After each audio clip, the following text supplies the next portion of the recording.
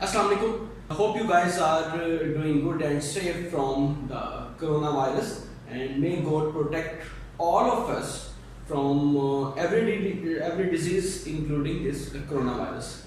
Okay, and you are also welcome in the first online lecture of Electric Circuit Analysis 1. Let's start with the revision. In this subject, we are going to discuss or we are going to learn methods, tools and techniques which will help us to find out the current and voltage in an electric circuit. But electric circuit will be operated on the DC signal. ठीक, यानी कि इस subject में हम वो electric circuits जो कि DC signals पर ऑपरेट हो रहे हैं उनके एनालिसिस करने की टेक्निक सीखेंगे कि हम उनमें करंट और वोल्टेज कैसे फाइंड आउट कर सकते हैं या हम उनकी वेरिएशन से क्या रिजल्ट्स एक्सट्रैक्ट करते हैं। ओके, इसके बाद हमने जो है वो पहली चीज़ जो देखी इस सब्जेक्ट में वो हमने कहा कि किसी भी चीज़ किसी भी डिसिप्लिन को डिज़ाइन करने के लिए हमें उसकी बेसिक क्वांटिटीज़ को सबसे पहले देखना होगा। तो इस सब्जेक्ट की जो basic quantities fundamental electric property of any material was the charge, और चार्ज की बेस पर हमने कहा कि जो बेसिक क्वांटिटी पहली हमारे पास आती है वो करंट है, कि जब चार्ज जो है वो फ्लो करता है एक जगह से दूसरी जगह पर जाता है। और सर्किट एनालिसिस के लिहाज से जो इम्पोर्टेंट चीज़ हमारे सामने आई वो करंट की डायरेक्शन नोटेशन थी। थियोरेटिकली अगर एनालिटिकली आपसे कहा जाए कि there is a -5 ampere current flowing through this wire, what does it mean to you? तो आपने कहा कि भी इसका सिंपल सा मतलब ये है कि जो आपने रेफरेंस डायरेक्शन दी है, फॉर एग्जांपल वो राइट से लेफ्ट की तरफ थी, तो एक्चुअल करंट जो है वो जो है लेफ्ट से राइट की तरफ जा रहा है, just opposite of the direction. Okay, on the same pattern, we discussed the next associated quantity, which was voltage. Charge जो है जो बेसिक क्वांटिटी जो बेसिक प्रॉपर्टी थी इलेक्ट्रिक प्रॉपर्टी, वो अपनी मर्जी से एक जगह से दूसरी जगह नहीं जा सकता, उसको कुछ पुश कोई फोर्स रिक्वायर्ड होती है। तो work done on a unit charge एक और क्वांटिटी थी वोल्टेज। और हमने कहा कि वोल्टेज को समझने के लिए बात वही है, हम पोटेंशियल डिफरेंस की टर्म्स या पोटेंशियल राइज पोटेंशियल ड्रॉप इस तरह की पोलैरिटी के लिहाज से हम चीज़ों को भी वोल्टेज को देख सकते हैं।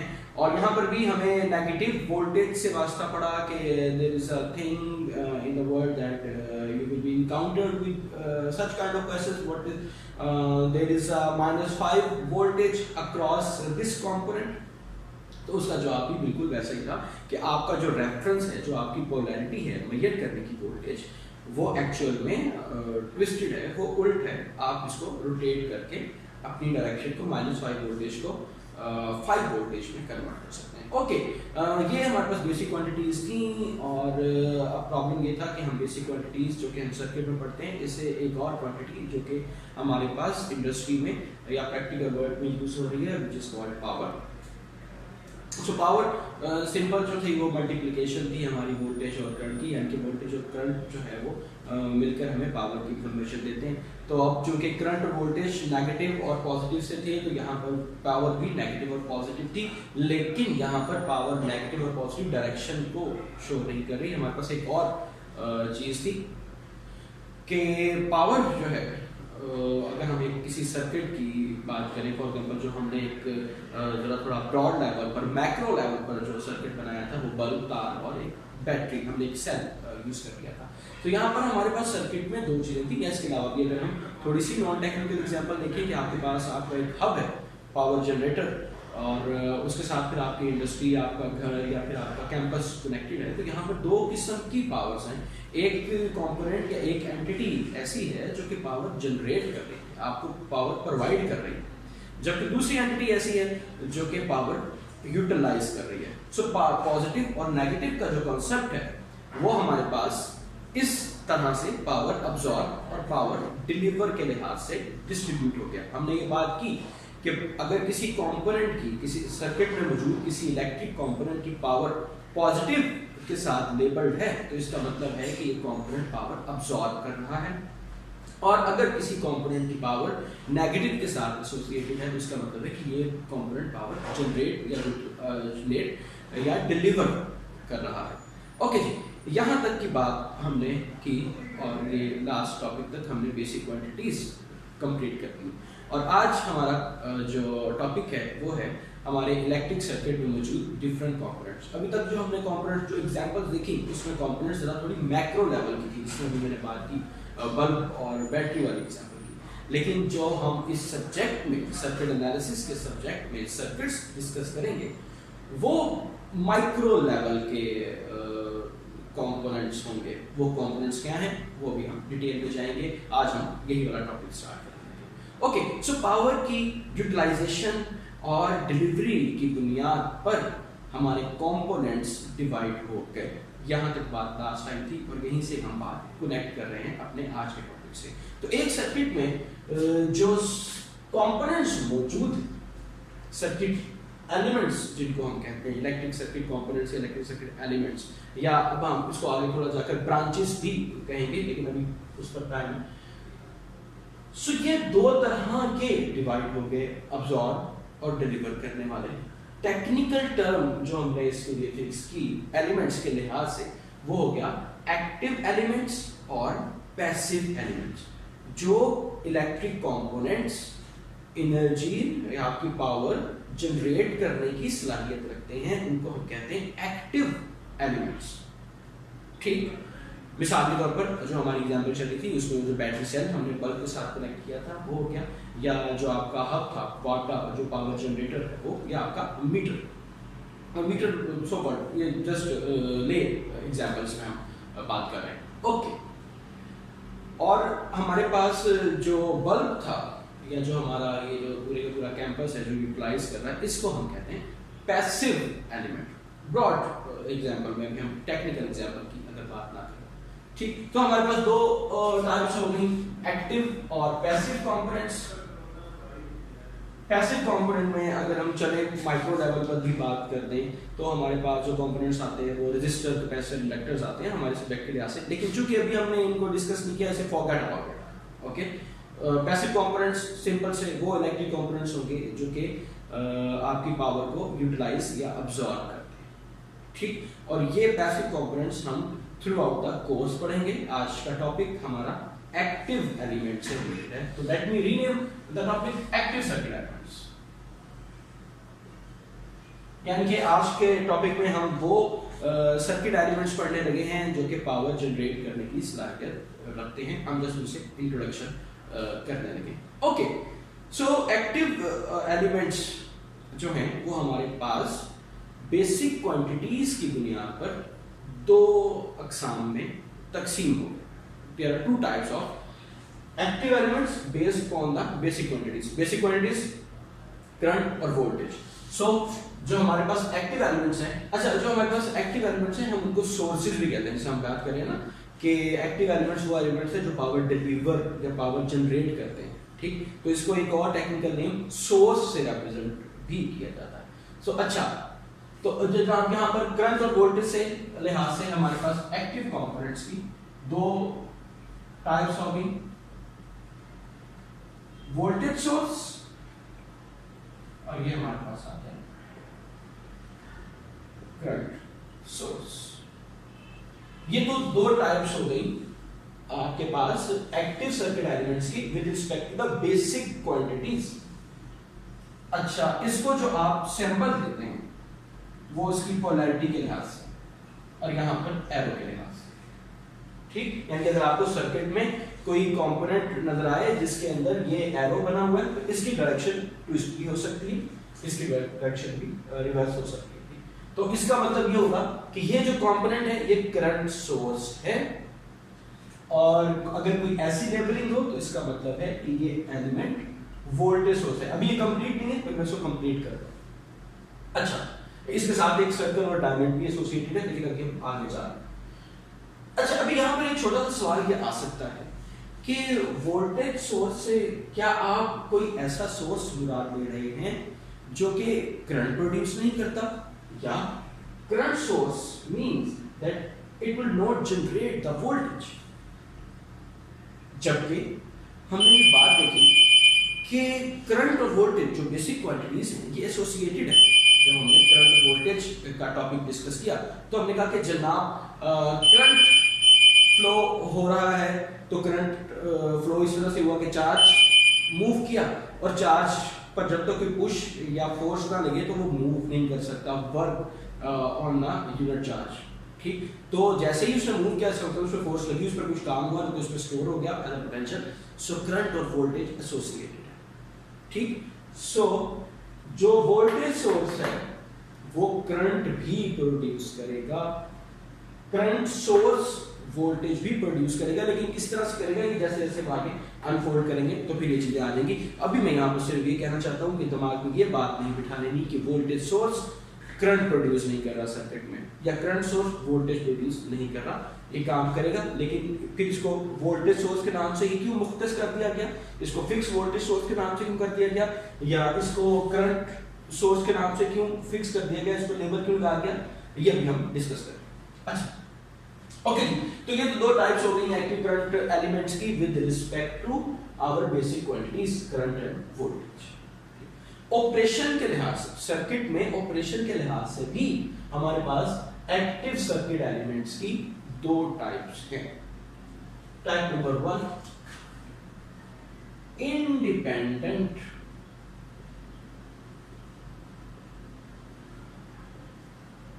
Sources, dependent sources.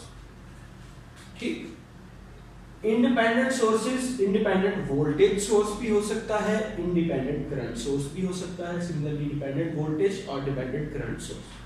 अच्छा, अब ये इंडिपेंडेंट और डिपेंडेंट सोर्सेस ये क्या चीज है? इंडिपेंडेंट यानी कि इसको अपना ऑपरेशन परफॉर्म करने के लिए जो भी इसका ऑपरेशन था, मिसाल के तौर पर इंडिपेंडेंट वोल्टेज सोर्स, तो इसको वोल्टेज प्रोड्यूस करने के लिए, नो डाउट करंट भी है लेकिन अभी हम उस पर आ रहे हैं, इसको वोल्टेज प्रोड्यूस करने के लिए किसी दूसरे कंपोनेंट पर की जरूरत नहीं है, या किसी दूसरे कंपोनेंट पर डिपेंड नहीं कर रहा। ठीक, मिसाल के तौर पर अभी जो हमारी एग्जांपल थी, ये आपके जो बल्ब वाली, और उसके साथ जो आपका बैटरी सेल कनेक्टेड था, ठीक है, वायर के साथ आपने इसको कनेक्ट किया। I am really very sorry about my drawing, I have already made excuses about it. Okay, so अब यहाँ पर ये जो आपके पास बैटरी है, चाहे वोल्टेज सोर्स है चाहे करंट सोर्स है, अभी हम इस पर जा रहे हैं, इसकी एक फिक्स वैल्यू है। ठीक, चलो मैं नंबर से बात करता हूँ कि इसके ऊपर लेबल था, या इसकी डेटा शीट पर, या दुकानदार ने आपको बताया कि भाई ये 5 वोल्टेज का एक वोल्टेज सोर्स या एक 5 वोल्टेज की बैटरी।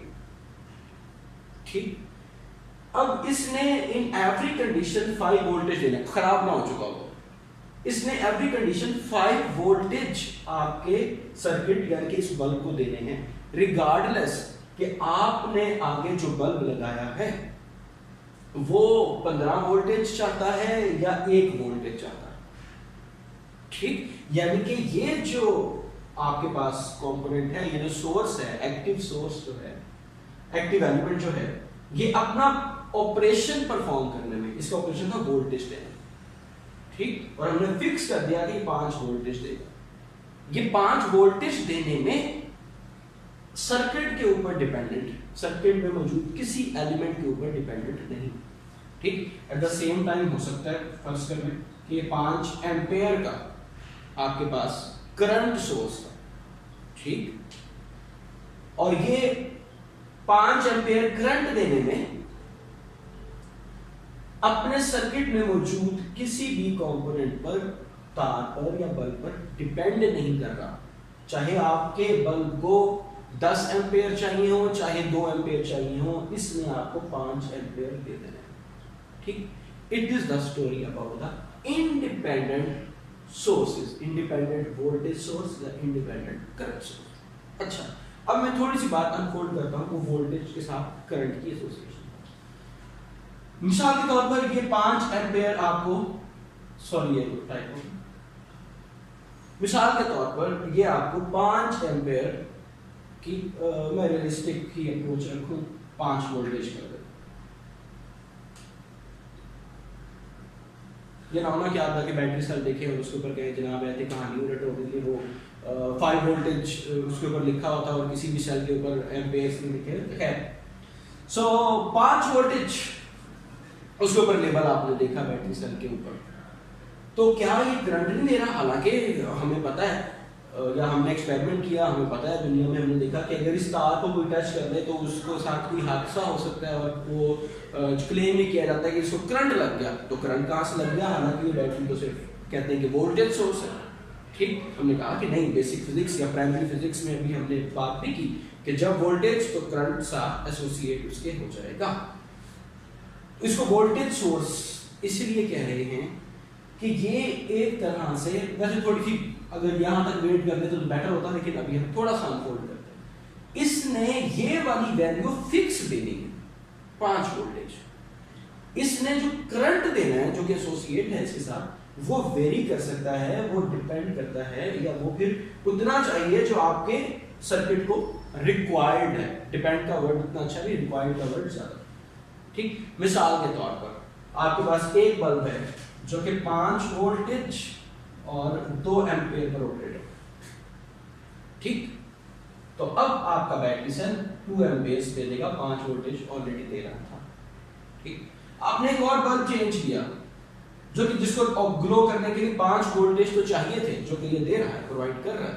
ये बल्ब के ऊपर डिपेंडेंट होने के बावजूद भी कर रहा है। ठीक, इंडिपेंडेंटली 5 वोल्टेज दे रहा है, लेकिन करंट कितना दे रहा है?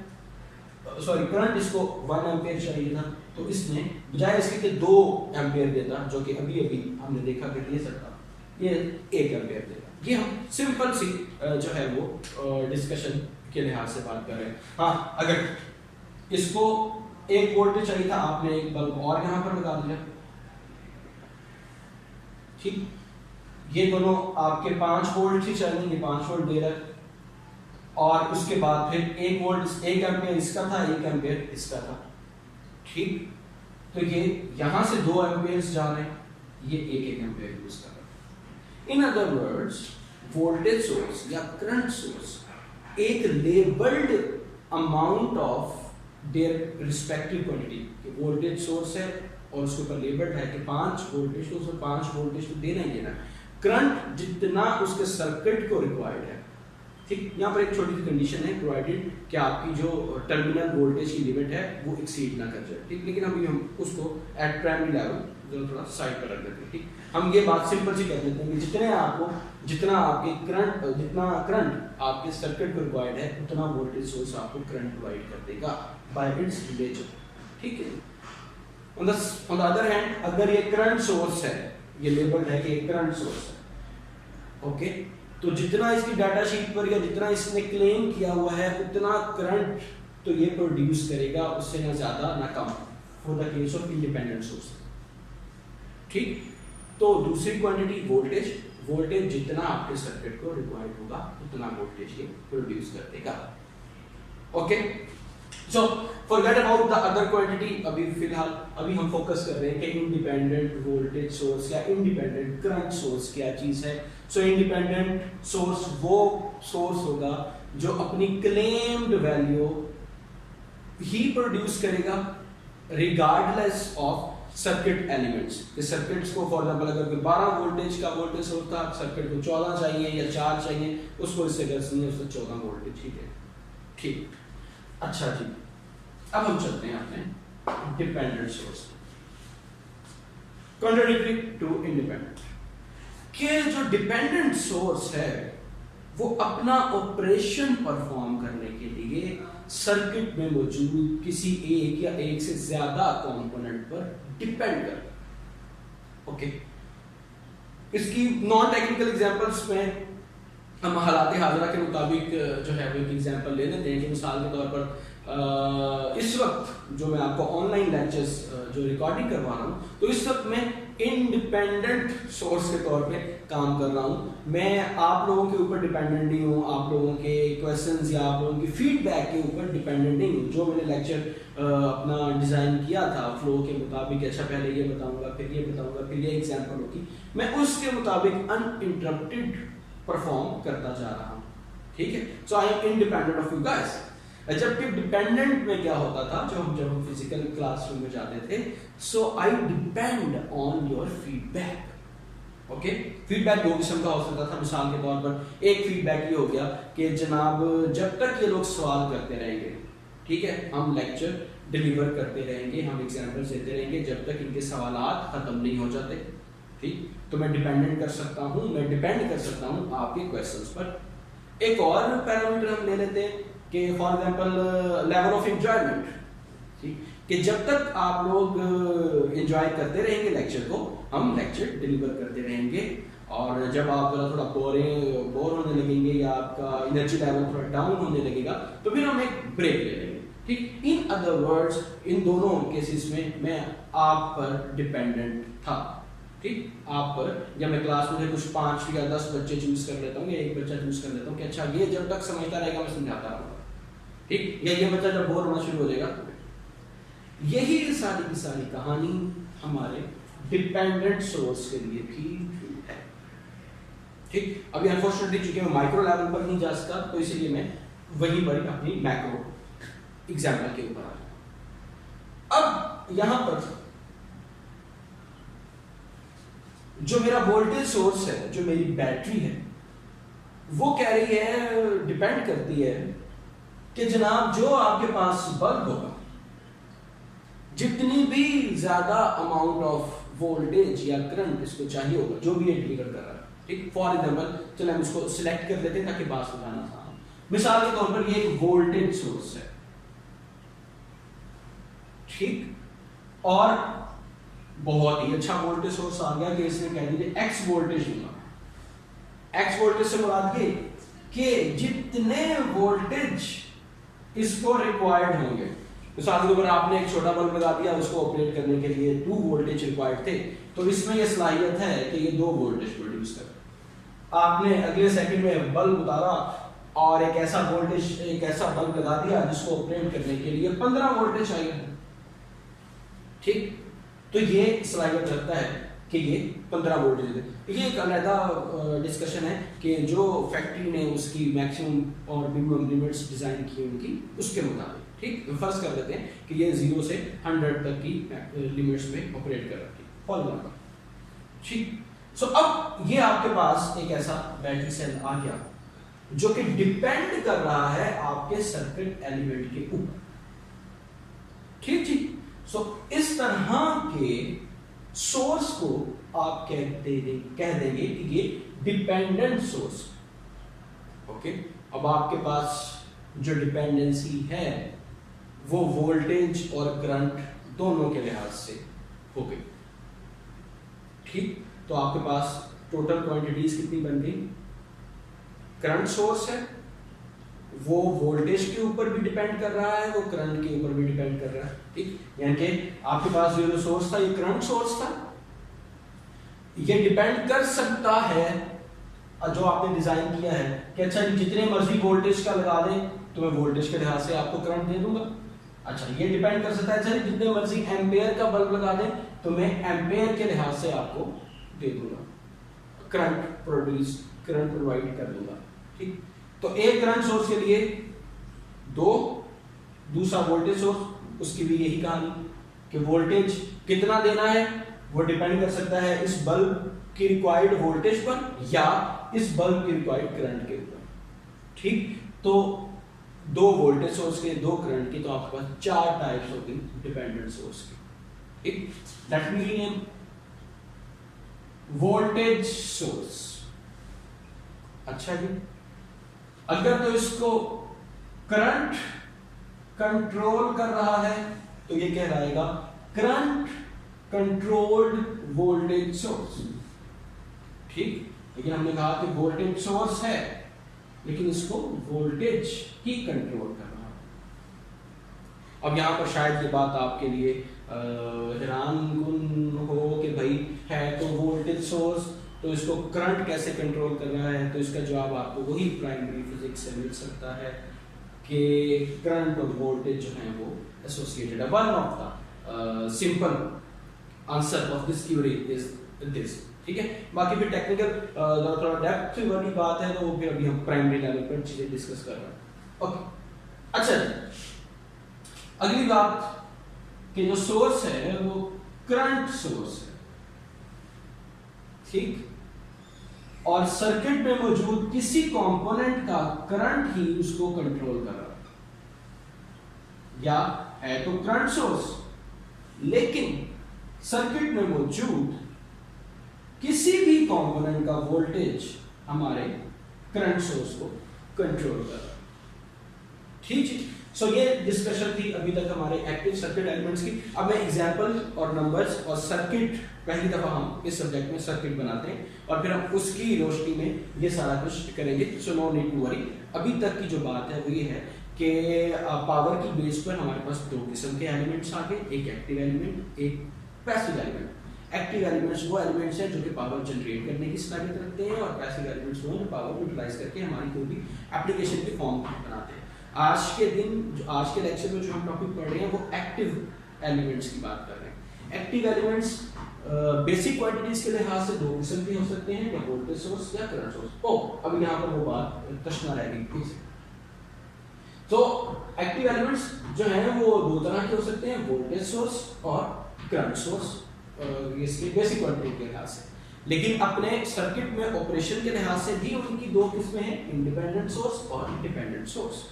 इंडिपेंडेंट सोर्स जो है उनको आप सर्कल की फॉर्म से रिप्रेजेंट करेंगे, ठीक, जो मैंने शुरू में कहा था कि अभी कुछ बात रहती है। अगर आपके पास ये प्लस माइनस का साइन हो और उसके गिर्द सर्कल लगा हो, या एक एरो हो और उसके गिर्द सर्कल लगा हो, तो इसका मतलब है कि ये इंडिपेंडेंट वोल्टेज सोर्स और ये इंडिपेंडेंट करंट सोर्स है। ये इंडिपेंडेंट वोल्टेज सोर्स जितनी यहाँ पर वैल्यू लेबल होगी उतना वोल्टेज तो देगा, लेकिन करंट कितना देगा सर्किट में, जितने सर्किट की रिक्वायरमेंट होगी। सिमिलरली ये इंडिपेंडेंट करंट सोर्स जो इसकी वैल्यू लेबल होगी उतना करंट तो सर्किट को देगा, उससे ना एक एम्पेयर आगे ना एक एम्पेयर पीछे, लेकिन वोल्टेज कितना देगा, जितना वोल्टेज की रिक्वायरमेंट होगी। ओके, उसके बाद डिपेंडेंट सोर्स। अगर आपके पास डायमंड बना हुआ,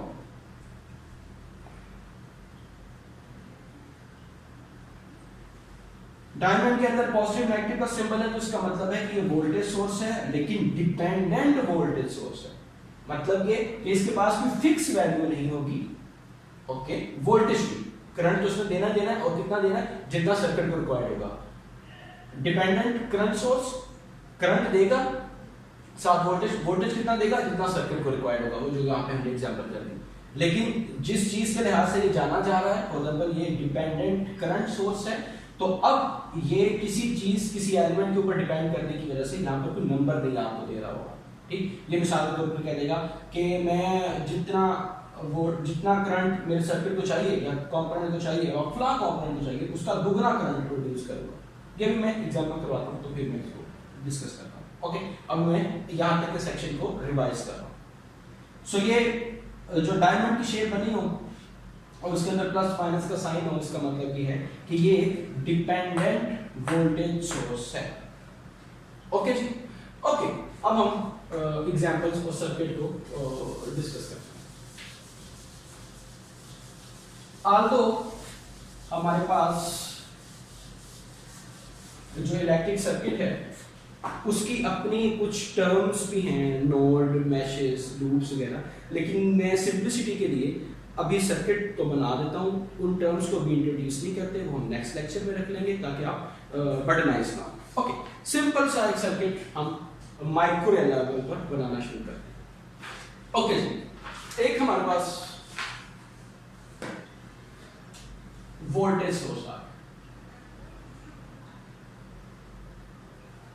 ये इलेक्ट्रिक कंपोनेंट। अब चूंकि सोर्स को हमने पढ़ लिया तो इसलिए वो हम एक रेक्टेंगल बॉक्स की बजाय एक्टिव के लिए यहां पर हमने लगा 5 वोल्ट। यहां से हमें ये वाली बात पता चल गई कि ये एक कंपोनेंट जो बनाया गया है ये वोल्टेज सोर्स है। सर्कल से पता चल गया कि ये इंडिपेंडेंट वोल्टेज सोर्स है, मतलब ये कि इसकी कुछ वैल्यू लेबल्ड होगी फिक्स, और ये जो अभी हम बाकी कंपोनेंट्स बनाने लगे, बाकी सर्किट बनाने लगे, इसमें इतनी ही वैल्यू फ्लोट करेगा।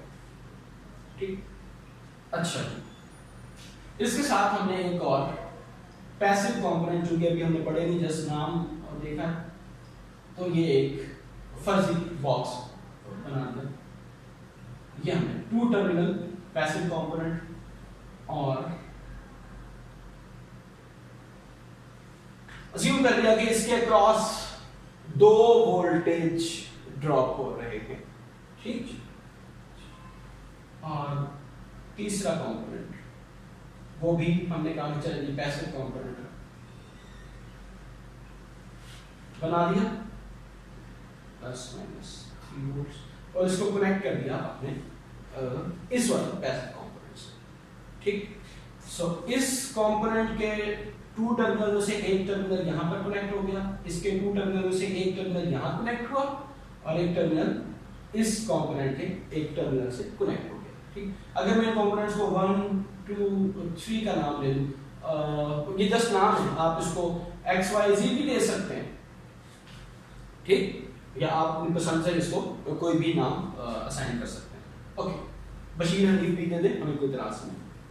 ओके, जबकि इन दोनों के दो जो टर्मिनल्स जो हैं, वो जो रेस्ट ऑफ द कंपोनेंट्स हैं, हम उनको आपस में कनेक्ट कर दें। तो ये हमारा सर्किट कंप्लीट हो गया। सर्किट कंप्लीट हो गया से मुराद ये कि चार्ज को फ्लो करने के लिए एक कंप्लीट पाथ मिल गया। ओके, चार्ज की जो ट्रैवलिंग थी वो कंप्लीट हो गई। इस पॉइंट पर हम एम्फसाइज करेंगे जब हम सर्किट की टर्म्स, जिसका हम बात कर रहे थे कि सर्किट की अपनी एक लैंग्वेज है, सर्किट के अपने लिए मखसूस टर्म्स हैं इस स्ट्रक्चर के लिए, हम जब वहां पर जाएंगे फिर हम इसको देखेंगे। ओके जी, सो ये हमने 3 कंपोनेंट्स पर मुश्तमिल, 3 इलेक्ट्रिक कंपोनेंट्स पर मुश्तमिल एक इलेक्ट्रिक सर्किट बनाया, जिसमें से एक तो है एक्टिव कंपोनेंट और बाकी 2 है पैसिव कंपोनेंट। अभी हमने पढ़े नहीं, इसलिए हमें उनका पता नहीं है, उनके अक्रॉस वोल्टेज आ गया। अच्छा, अब हमने अगला काम क्या किया, हमने जो है वो करंट को लेबल कर दिया। 1 एम्पीयर नहीं, मैं 4 एम्पीयर। अगर हम क्लासरूम में होते तो हम आपकी मर्जी से ले लेते, लेकिन अभी मैं, अच्छा, जो उसकी लेबलिंग है वो ऐसे ही कर दी, जो बताने वाला था उसने ऐसे। अच्छा, अब उसने जो हमसे सवाल पूछ लिया, उसने कहा, अब जब तक जितना भी टॉपिक हम पढ़ चुके हैं उन सबको ये एग्जांपल्स जो हैं वो कवर कर रहे हैं। उसने कहा कि जनाब, क्वेश्चन नंबर 1 तो मेरा ये है कि हर कंपोनेंट में मौजूद पावर के बारे में मुझे इन्फॉर्म करें कि इसकी कितने नंबर्स में पावर कितनी है इसकी, और ये पावर अब्सॉर्ब कर रहा है या डिलीवर कर रहा है। ओके, सेकेंडली आप ये भी बताएं कि जो आपका law of conservation of power था, क्या वो ये सर्किट जस्टिफाई कर रहा है या नहीं कर रहा, या उसके बारे में भी इंफॉर्मेशन उसको रिक्वायर्ड है। ओके, सो हम 1 बाय 1 इन कंपोनेंट्स की पावर निकालना शुरू करें। अगर मैं इस कंपोनेंट की बात करूं, लेट्स से मैं इसको P1 कह देता हूं, कंपोनेंट नंबर 1 हो गया ये। ठीक, इसकी पावर, अब हमें ये वाली बात पता है कि power is equal to voltage into current, P is equal to VI। तो इस कंपोनेंट के अक्रॉस जो वोल्टेज है वो लेबल्ड या हमें गिवन है 5। अच्छा, यहाँ पर मैंने इंट्रोडक्शन में ये बात की कि इस सब्जेक्ट में हम मेथड्स और टूल्स सीखेंगे जो कि सर्किट में मौजूद कंपोनेंट्स के अक्रॉस वोल्टेज और उनमें से फ्लो करता हुआ करंट निकालने के लिए हमें हेल्प करेंगे। ठीक, वो हमें सीखने हैं, क्योंकि अभी हमने सीखे नहीं है, इसलिए उसने हमें वोल्टेज और करंट की इंफॉर्मेशन दे दी। इंशाल्लाह by the end of this subject आप ये वैल्यूज निकालना खुद से सीख जाए इंशाल्लाह। Okay, P is equal to VI, voltage के क्रॉस 5, इसमें से करंट कितना फ्लो कर रहा है जी, 4। लेट मी रिवाइज कि करंट इस कंपोनेंट से इमिट हो रहा है, एग्जिट कर रहा है, करंट इस कंपोनेंट से बाहर जा रहा है, या पॉजिटिव टर्मिनल से करंट लीव कर रहा है, या नेगेटिव टर्मिनल में करंट एंटर हो रहा है। ठीक, कोई भी निशानी आपने याद कर ली, उसकी रोशनी में आपने कहा कि ये रहा -4। ठीक, करंट जो है अगर वो लीव करेगा, लास्ट लेक्चर में हमने कहा था, तो उसकी वैल्यू नेगेटिव कहलाएगी। अगर वो एंटर करेगा किसी कंपोनेंट में, उसकी वैल्यू पॉजिटिव आएगी। अगर हम करंट को लेकर ये चीजें याद कर रहे हैं तो वो हम डिटेल में बात आ सकते। So the value is -20 volt. ठीक होगा जी। P1 की आपने पावर जो है वो निकाल। ओके जी। P2 ये कौन, इसके क्रॉस वोल्टेज ऊपर लेबल हो गया 2। Amount of current flowing through this component कितनी है जी? उसने कोई एरो शेरो और उसने तो इस कंपोनेंट के बारे में बताया ही नहीं। उसने बताया सिर्फ एक ही डायरेक्शन है, करंट यहां पर आकर इस तरफ जा, और ये पॉजिटिव टर्मिनल से एंटर हो रहा है। ठीक, सो अब पॉजिटिव 4 आ गया। करंट लीव कर रहा था, नेगेटिव हो गया, जिसकी वजह से पावर इसकी नेगेटिव हो गई, और हमें पता चल गया कि ये पावर डिलीवर करने वाला कंपोनेंट है। जबकि करंट एंटर हो रहा था पॉजिटिव टर्मिनल से, तो इसकी वैल्यू +4 हो गई, और नेट जो हमारे पास वैल्यू आई पावर की वो 8 वाट। P3 ये आपके पास 3 × 4 12 वॉट्स। ठीक, कंजर्वेशन ऑफ पावर कि जितनी पावर प्रोड्यूस होगी उतनी ही पावर यूटिलाइज होगी, या टोटल पावर किसी सर्किट में इक्वल टू 0 होगी। सो P1 + P2 + P3 is equal to 0। -20 + 8 + 12 is equal to 0। ठीक, ये बिल्कुल सिंपल सी एक एग्जांपल थी। इसमें हम नेक्स्ट ट्विस्ट ये रखते हैं कि आपको जो अमाउंट ऑफ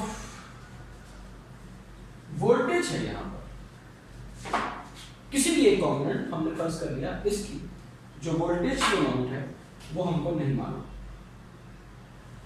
और सवाल वही वाला है, बल्कि सवाल और सादा कर दिया उसने कि भाई सिर्फ और सिर्फ हर कंपोनेंट की पावर मुझे बता दो, इसकी पावर कितनी है, इसकी पावर कितनी है, इसकी पावर कितनी है। अब उसने कंजर्वेशन की बात ही नहीं की, वो बात बोल कर लिया। ठीक, ओके, हमने अपना सफर स्टार्ट किया इसको रिजॉल्व करने का। इस कंपोनेंट को देखा तो हमारे पास ये क्वांटिटी आ गई, इस कंपोनेंट को देखा तो हमारे पास ये क्वांटिटी आ गई। जब हम इसकी तरफ आए तो हमारे पास यहां पर तो कैसे मान, और अभी तक हमने कोई मेथड नहीं सीखा, नॉट रिसर्च। ठीक, हो सकता है आपने किसी ने सीखा वो कि शायद फिजिक्स एफएससी में या आपने पहली क्लासेस में कोई ऐसी टेक्निक देखी हो, हमें उससे गर्ज नहीं।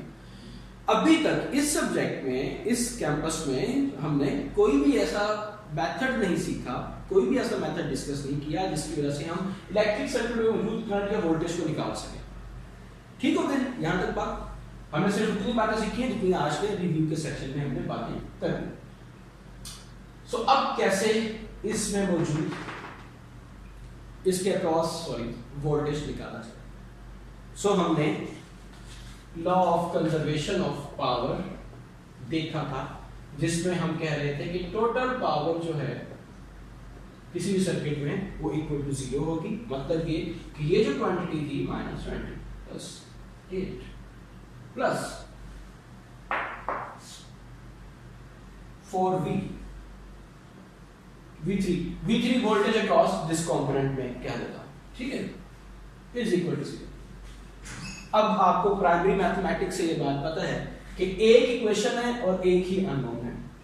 ठीक, तो इसको आप आराम से रिजॉल्व कर सकते हैं। -12 जो कि उधर रखे प्लस और divided by 4 V3 is equal to 3 volts.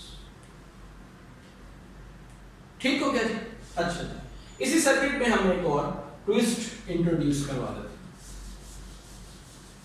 अभी मैं हमारे पास ऑब्वियसली जरा थोड़े बल्कि किस्म के सर्किट्स होंगे, एटलीस्ट 4-5 कंपोनेंट्स तो लगे होने चाहिए ना, लगे होंगे।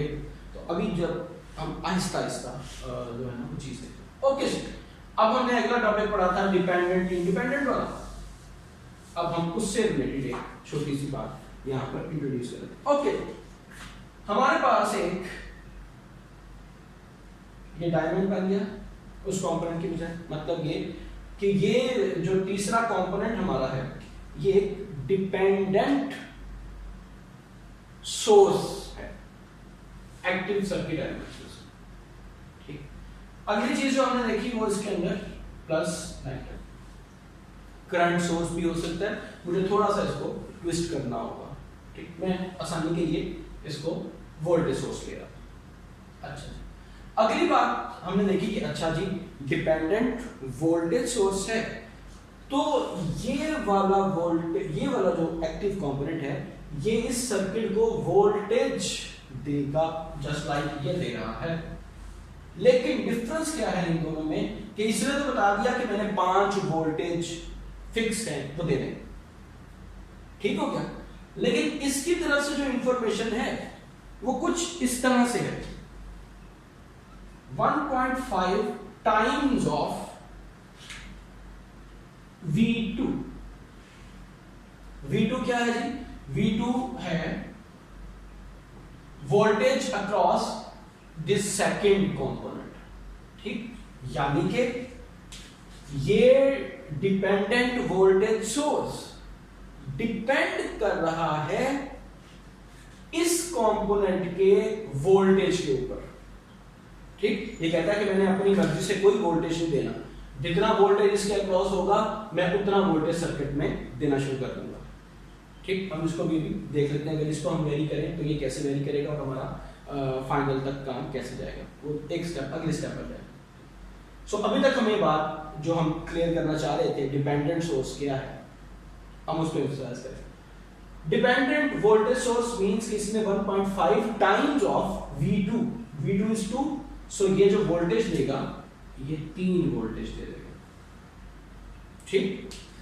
Let's start some experiment. V2 आप कर दें 3 वोल्टेज, 1.5 टाइम्स 3 4.5 वोल्टेज, ठीक। V2 आप कर दें 1 वोल्टेज, मींस ये जो कंपोनेंट है कितनी वैल्यू देगा 1.5 वोल्टेज, ठीक। It means dependent voltage source, ठीक हो गया। It is voltage controlled voltage source. हमने कहा ना कि वोल्टेज कंट्रोल्ड वोल्टेज सोर्स भी हो सकता है, ठीक। करंट कंट्रोल्ड वोल्टेज सोर्स भी हो सकता है, ठीक। मिसाल के तौर पर ये इस वाली एग्जांपल में 100% फिट बात नहीं आएगी, लेकिन जो समझाने के लिए मैं जो बात करूं कि ये डिपेंड कर सकता है इस करंट के ऊपर। चीजें सिंपल रखते हैं, अगली एग्जांपल है ही इससे रिलेटेड, तो हम उस वक्त देखते हैं, ठीक। सो अभी मैं जनरलाइज बात कर दूं कि जिस तरह हमने देखा कि ये एक सोर्स है जो कि वोल्टेज है भी वोल्टेज सोर्स और कंट्रोल भी वोल्टेज से ही हो रहा है, ठीक। इस तरह ही हो सकता है कि ये होता तो वोल्टेज सोर्स लेकिन ये करंट से कंट्रोल होता, जो कि अगली एग्जांपल में हम देखेंगे, ठीक। और द सेम पैटर्न ये करंट सोर्स हो सकता है वोल्टेज से, किसी भी कंपोनेंट के वोल्टेज से कंट्रोल हो सकता है, और किसी भी कंपोनेंट के वोल्टेज करंट सोर्स किसी भी कंपोनेंट के करंट से भी हो सकता है। अच्छा, अब हम वापस एग्जांपल पे आते हैं। हमारा टास्क तमाम की तमाम पावर्स को निकालना, ये वाली बात वैसे की वैसे ट्रू। अगर मैं इसको 2 अज्यूम करूं, जब हम ब्लू का करेंगे फिर हम इसकी वैल्यू 2 अज्यूम करूं तो ये बात यहाँ पर भी ट्रू। हाँ जी, अब यहाँ पर अपनी आसानी के लिए प्राइमरी लेवल पर आप पहले V2 की अमाउंट देख लें, sorry V3 voltage across this dependent voltage sources 1.5, V2 की वैल्यू क्या है 2,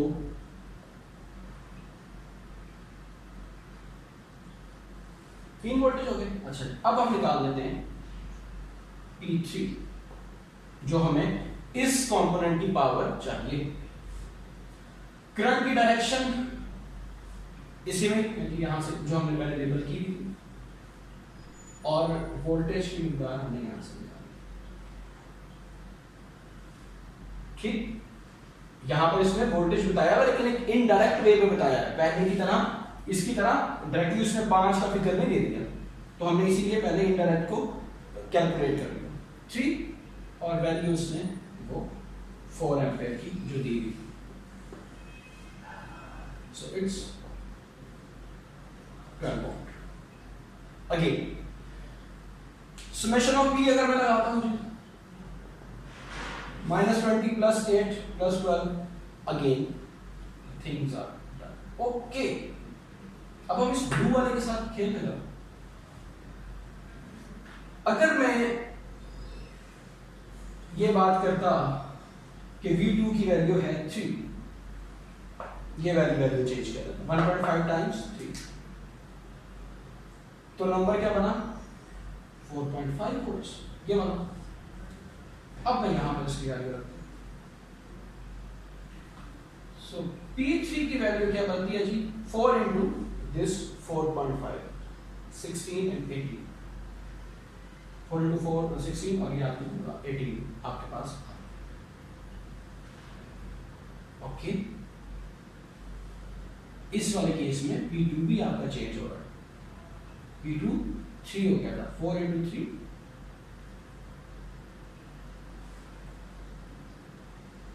ठीक हो गया। सो आपके पास यहां पर ये वैल्यू जो थी, ये यहां पर ये थोड़ा, अब यहां पर वो मैं समझाने के लिए जाना चाह रहा था, ये जो वैल्यू है ये भी थोड़ी हमारे पास जो इसकी पावर थी वो करंट के लिहाज से थोड़ी चेंज हो। ठीक, so at least for this example जो आपके टीचर ने आपके साथ डिस्कशन की है वो आपको 4.5 के साथ वेरीफाई होती नजर नहीं आ रही। वजह क्या थी? वजह थी कि हमने डमी नंबर्स कंसीडर कर लिए थे। ठीक, हो सकता है कि आप में से कोई इसको वेरीफाई भी कर दे। ठीक है कि जनाब आपके नंबर्स जो हैं वो हम इस लिहाज से चेंज कर सकते हैं। Okay, so I will wait for you, I will wait या we will wait for the question answer session. ठीक है कि हम इस प्रॉब्लम को कैसे डिस्कस करते हैं। ओके, बहरहाल जो कॉन्सेप्ट पहुंचाना चाह रहा था, आई थिंक जो कॉन्सेप्ट था वो हमारे पास प्रॉपर्ली आई बिलीव के डिलीवर हुआ कि जनाब अगर आपके पास डिपेंडेंट कोई चीज़ है तो वो किस तरह से आपके पास रिएक्ट कर रही है। ओके जी, अब मैं आता हूँ अपनी थोड़ी सी एक्सटेंडेड एग्जाम्पल।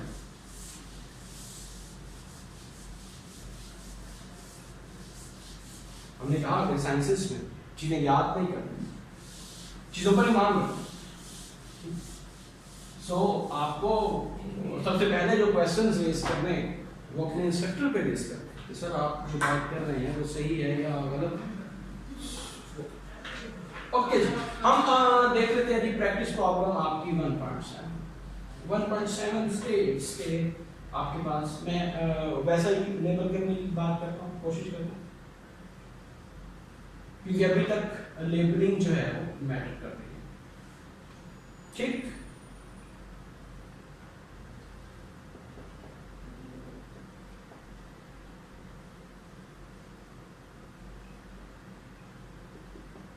एनीवेज जो भी हमने लास्ट एग्जांपल की, अगर वो क्लियर नहीं या उसके ऊपर डाउट्स आ रहे हैं तो हमें 3 से 4 लेक्चर्स का वेट करना होगा। फिर 3 से 4 लेक्चर्स या शायद नेक्स्ट लेक्चर में हम स्टार्ट कर देंगे टॉपिक, और 2-3 लेक्चर्स के बाद आप उस एग्जांपल में मौजूद गलती को पॉइंट आउट करने में कामयाब हो जाएंगे, and that will be the learning.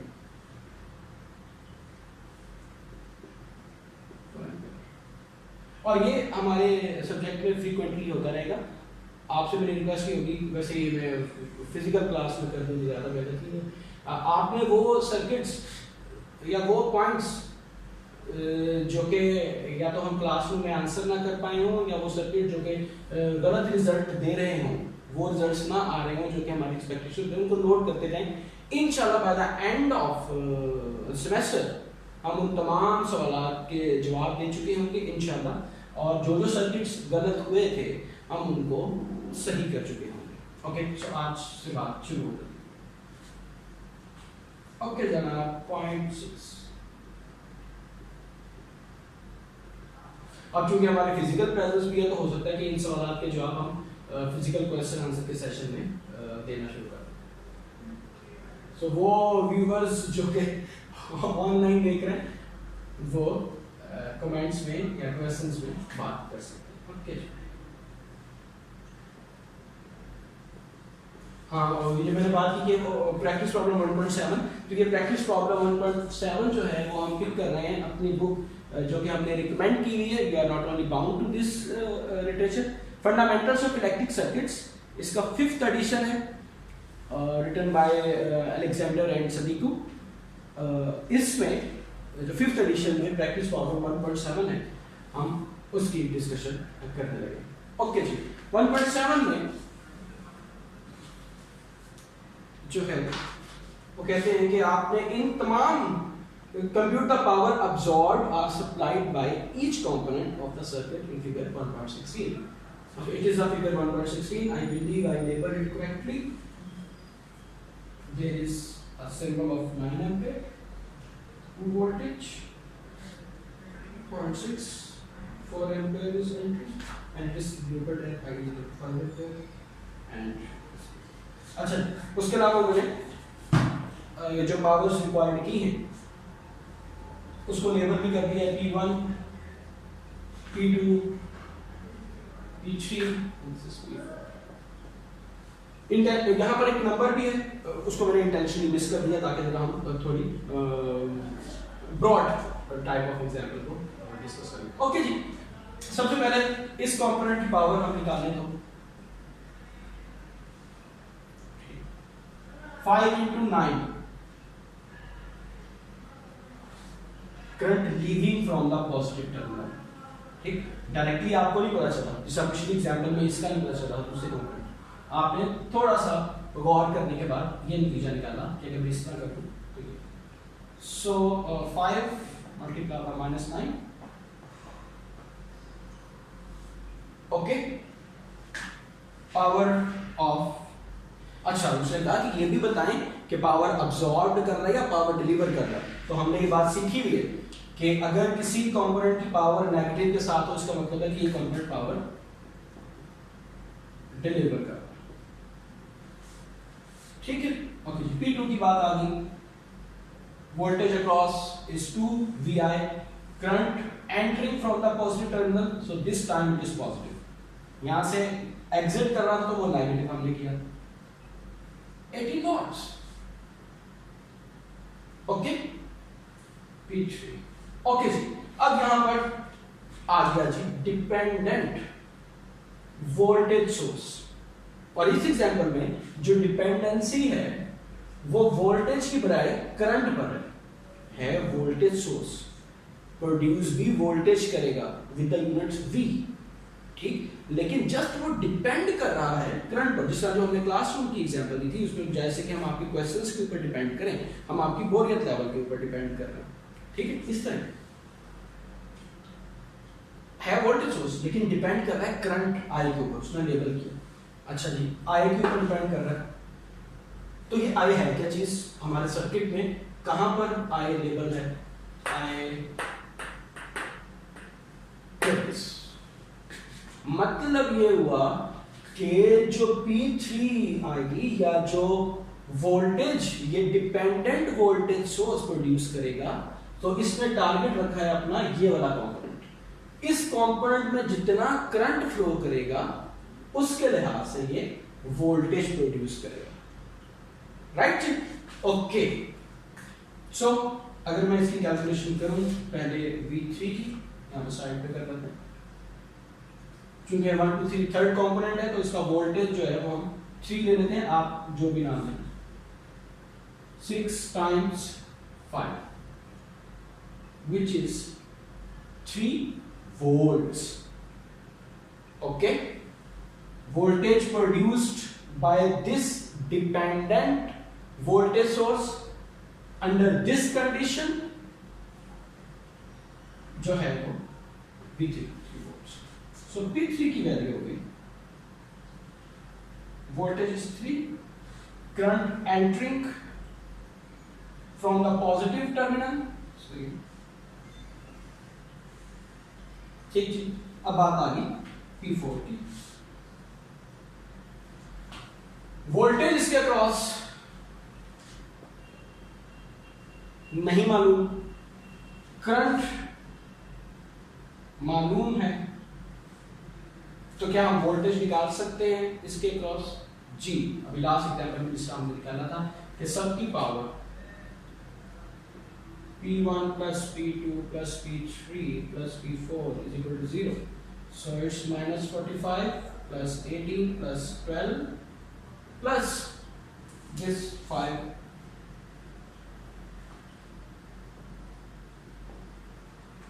Okay, और ये V4 जो है वो आपके पास आ जाएगा 3 volts जब आप इसको करेंगे 17 minus this और फिर so आप इस तरह से अननोन क्वांटिटी भी by using law of conservation of power निकाल सकते हैं अभी तक के मेथड्स में।